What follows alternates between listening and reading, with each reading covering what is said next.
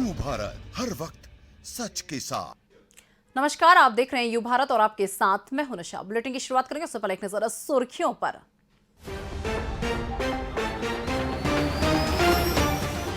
राज्य की 100% आबादी को लगाए जाएंगे कोरोना वैक्सीन के दोनों डोज। सरकार बना रही वैक्सीनेशन की नई रणनीति। फिल्म निर्देशक राजकुमार संतोषी ने मीडिया को आड़े हाथों लिया। ड्रग्स मामले में आयरन के मामले को जबरन उछालने का आरोप।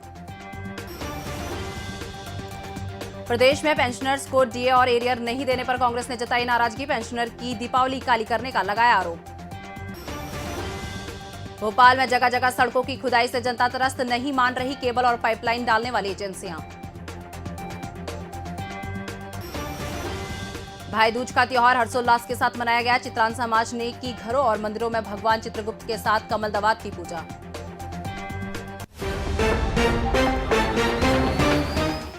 अब खबरें विस्तार से। चिकित्सा शिक्षा मंत्री कैलाश विश्वास सारंग ने कहा कि सरकार का टारगेट है कि प्रदेश पूरी आबादी को कोरोना वैक्सीनेशन के डोज लगाए जाएं।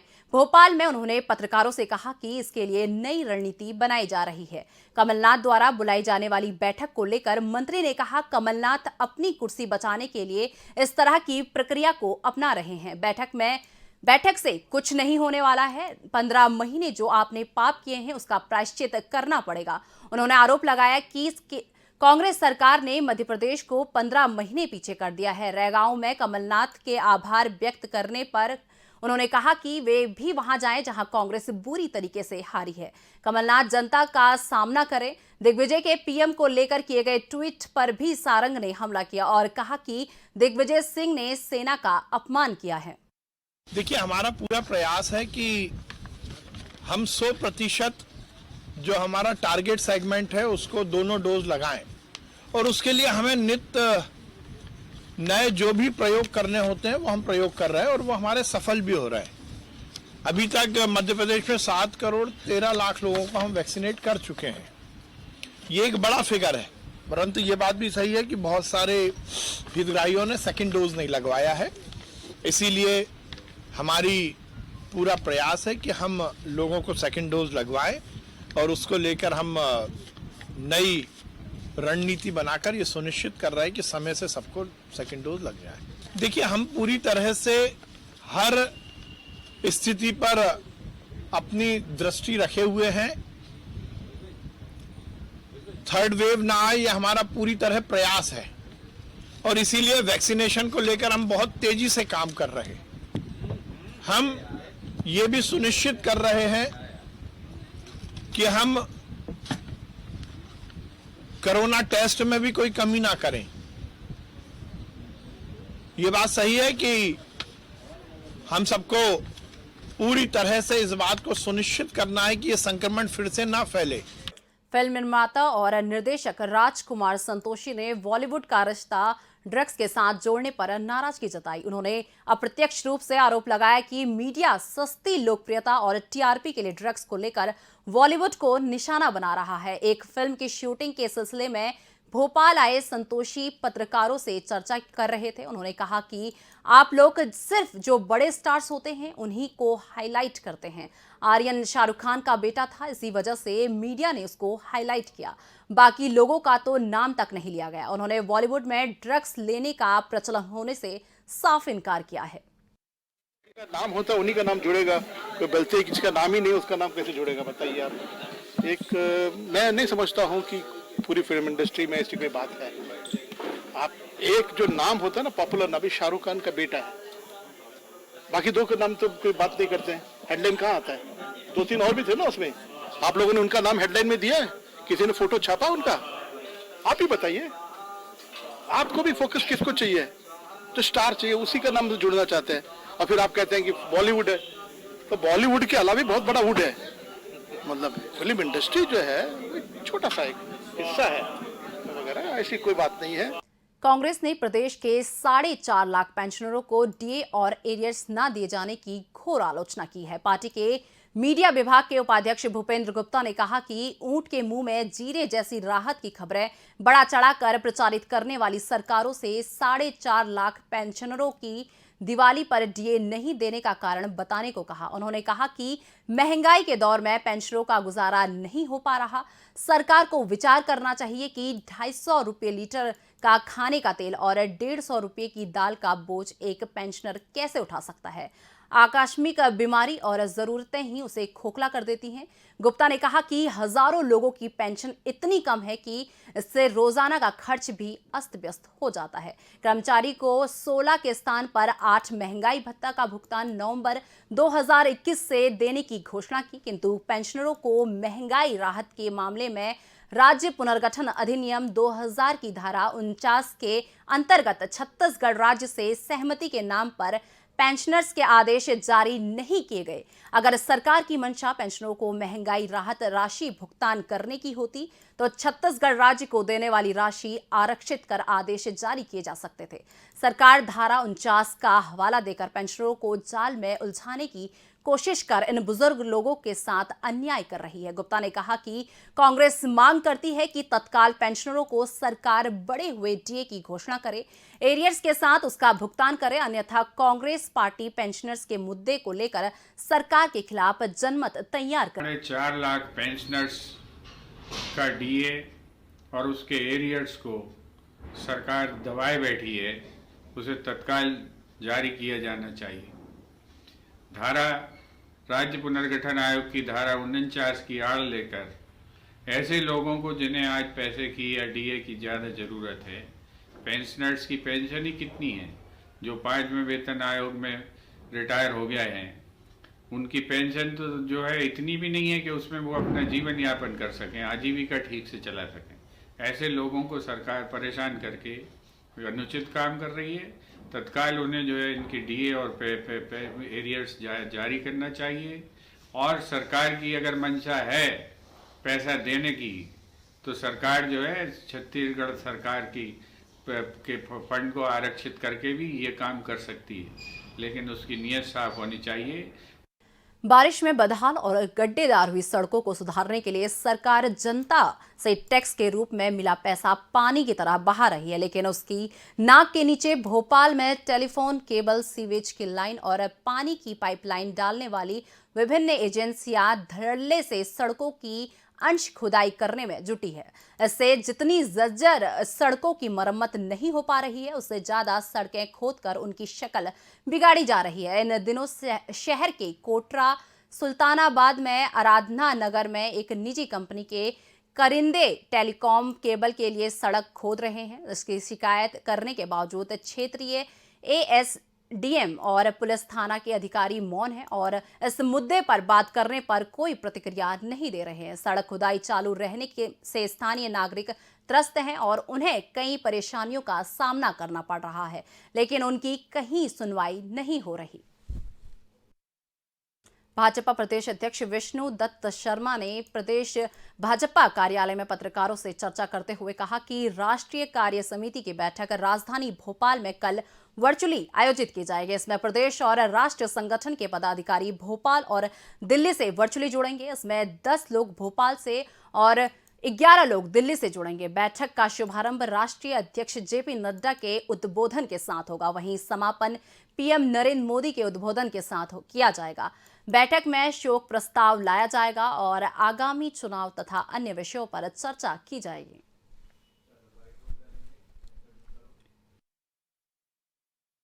प्रदेश कार्य समिति, राष्ट्रीय कार्य समिति की बैठक के तत्काल बाद प्रदेश कार्य समिति की बैठक की तिथि तय होगी और समय के अनुरूप अगर हमें लगेगा कि फिजिकली कर सकते हैं नॉर्म्स के अनुरूप तो फिजिकली करेंगे, नहीं तो फिर जैसे हमने पहले वर्चुअली की थी उसी प्रकार से वर्चुअली बैठक प्रदेश कार्य समिति की होगी, फिर जिलों की बैठकें होंगी, फिर मंडल की बैठकें होंगी। ये भारतीय जनता पार्टी के बैठकों का अपना एक तंत्र है और उस सिस्टम के 15 दिन के अंदर हमारी जो बैठक है प्रदेश कार्य समिति की वो सुनता हूँ। फिलहाल वक्त चुका एक छोटे से ब्रेक का। ब्रेक के बाद फौरन हाजिर होते हैं।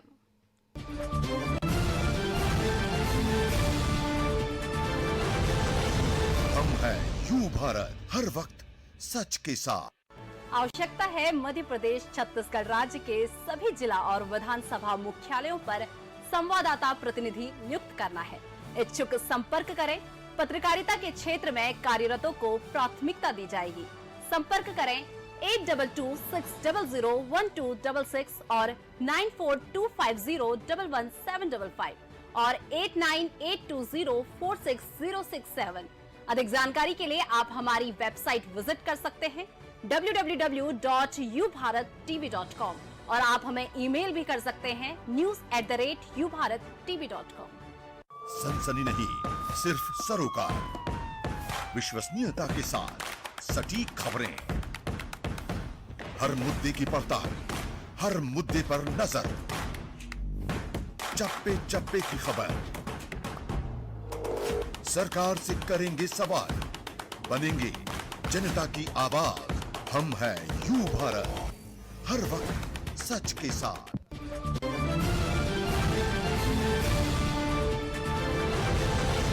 हम हैं यू भारत, हर वक्त सच के साथ। ब्रेक के बाद एक बार फिर से आपका स्वागत है। रुक करते हैं अन्य खबरों का। भाई दूज पर परंपरा के मुताबिक चित्रांचल समाज ने भगवान चित्रगुप्त और कमल दवात की पूजा की। भोपाल में काश्यप वर्ग ने घर में पूजा की तो सामाजिक संगठनों ने चित्रगुप्त मंदिरों में सार्वजनिक पूजा अर्चना की। शहर के कोटरा सुल्तानबाद स्थित श्री राम जानकी मंदिर में हुई भगवान चित्रगुप्त की पूजा में चिकित्सा शिक्षा मंत्री विश्वास सारंग शामिल हुए। पूजन के बाद चिकित्सा शिक्षा मंत्री ने अपने पिता और बीजेपी के दिग्गज नेता रहे स्वर्गीय कैलाश सारंग की पहली पुण्यतिथि पर नेवरी मंदिर में स्थापित होने वाले हिंदू दर्शन शोध संस्थान का भूमि पूजन करने को कहा। इस संस्थान में निःशुल्क डायग्नोस्टिक सेंटर बनाने के लिए 14 नवंबर को रविंद्र भवन से होगा वर्चुअली भूमि पूजन करने और 20 एवं 21 नवंबर को निःशुल्क स्वास्थ्य शिविर का आयोजन करने को कहा। यम द्वितीया के अवसर पर कोटरा स्थित श्री राम जानकी चित्रगुप्त भगवान में पूजा अर्चना की गई। इसमें कांग्रेस के क्षेत्रीय विधायक और पूर्व मंत्री पीसी शर्मा शामिल हुए। इरावती चित्रगुप्त संस्कृति एवं सामाजिक न्याय के तत्वाधान में आयोजित भगवान चित्रगुप्त की पूजा अर्चना के बाद हवन किया गया। हवन के बाद सभी श्रद्धालुओं को प्रसाद के साथ कमल वितरित की गई। इस अवसर पर पूर्व मंत्री ने देश एवं प्रदेश के सुख समृद्धि की कामना की। आयोजन में विधायक प्रबंधन न्यासी ओपी श्रीवास्तव के साथ सभी न्यायशी गण, राजेश वर्मा अध्यक्ष, डॉक्टर शैलेंद्र निगम उपाध्यक्ष, पंकज कुलश्रेष्ठ महासचिव, आर.के. गुमास्ता कोषाध्यक्ष, अशोक निगम, आर.के. श्रीवास्तव, दीप श्रीवास्तव, डॉक्टर रमेश श्रीवास्तव, सुरेंद्र श्रीवास्तव, अनुराग रॉय, शोभना श्रीवास्तव, सरिता श्रीवास्तव सहित सभी सदस्य उपस्थित रहे। भोपाल के पूर्व बीजेपी सांसद आलोक संजर ने नागरिकों को भाई दूज के पावन अवसर की बधाई दी। उन्होंने कहा कि पौराणिक मान्यताओं के अनुसार यमुना के अनेकों बार अपने घर बुलाने के बाद यमराज इस दिन उनके घर गए थे।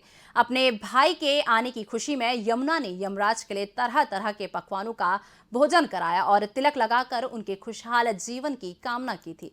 प्रसन्न होकर यमराज ने यमुना से कोई वरदान मांगने को कहा तो ऐसे में यमुना ने कहा कि आप हर साल इसी दिन यानी कार्तिक शुक्ल पक्ष की द्वितीया को मेरे घर आना और मेरी तरह जो भी बहन इस दिन अपने भाई को तिलक करेगी और उसे तुम्हारा भाई नहीं रहेगा। कहते हैं तभी से भाई दूज की शुरुआत हुई। संजर ने लोगों से त्योहार धूमधाम से लेकिन कोविड-19 गाइडलाइंस का पालन करते हुए मनाने की अपील की। निश्चित ही अलग दिक्कत है, मगर दीपावली के बाद जो भाई दूज होती है, बहनें अपने भाई के भाल पर तिलक लगाती है। उस तिलक को लगाकर परमात्मा से प्रार्थना करती है कि भाई का जो चेहरा है वो चमकदार रहे, सभी सुखों का वह स्वामी बने। अभी जो जिस तरह का कोरोना संकट है उसको उससे मुक्ति मिली रहे, सुख सुविधाएं सब इर्द गिर्द रहे। वस्तुतः यम की बहन यमुना है और यमुना ने अनेक बार यम को निमंत्रित किया कि आप मेरे घर भोजन करने आओ। ऐसा कथा में बताया गया है कि यम आ नहीं पाते थे, उनका समय नहीं रहता था, लेकिन बहन की जिद के आगे भी जब उनके यम घर गए तब से भाई दूज बनने लगी और भाई अपने बहन के घर जाकर भोजन करते हैं। उनके श्री चरणों को छूते हैं और आशीर्वाद प्राप्त करते हैं। इसी तारतम्य में आज ये कायस्थों का एक बहुत महत्वपूर्ण दिन है और ऐसा कहा जाता है कि आज के दिन कायस्थ लोग अपनी कलम का उपयोग नहीं करते, साइन भी नहीं करते, एक दिन अपनी कलम को आराम देते हैं। किसी कायस्थ ने बहुत सुंदर बात लिखी थी कि जब उठ जाए तलवार कदम, जब उठ जाए कलम कदम तो बैठ जाए तलवार कदम। तो कलम की इतनी ताकत है और इसलिए माँ सरस्वती के पुत्र। भोपाल में कांग्रेस विधायक आरिफ मसूद ने दीपावली पर बहनों के लिए उपहार स्वरूप 10,000 साड़ियां वितरित की। उन्होंने उम्मीद जताई कि कोरोना महामारी, लॉकडाउन और बढ़ती महंगाई में घर की महिलाएं अच्छे से त्योहार मना सकेंगे। मध्य विधानसभा की बहनों ने के लिए विधायक आरिफ मसूद ने 10,000 साड़ियां 12 नंबर मल्टी साई बाबा नगर, जनता क्वार्टर्स, शाहपुरा छावनी, सब्जी फार्म 6 नंबर, बारखेड़ी, बापू कॉलोनी, जहांगीराबाद आदि स्लम बस्तियों में जाकर वितरित की और उन्हें दीपावली की बधाई दी। इस अवसर पर विधायक ने कहा कि बस्तियों में दीपावली पर महंगाई के कारण आम जनता त्रस्त है। एक भाई के नाते मैंने उपहार स्वरूप साड़ियां वितरित की, जो मेरा बहनों के लिए भाई का फर्ज का वादा पूरा किया। ट्रेन में अब आम लोगों का सफर आसान हो जाएगा। रेलवे सोमवार से कुछ रेलगाड़ियों में जनरल टिकट देने की शुरुआत कर रहा है। भोपाल से शुरू होने वाली 5 ट्रेनों में भी इसका फायदा मिलेगा। भोपाल से चलने वाली जिन रेलगाड़ियों में जनरल टिकट मिलेगा उनमें हबीबगंज, आधारताल, हबीबगंज इंटरसिटी।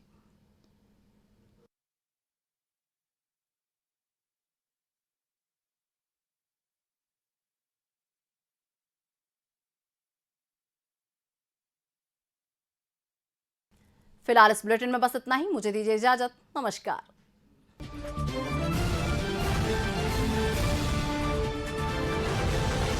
हम हैं यू भारत, हर वक्त सच के साथ।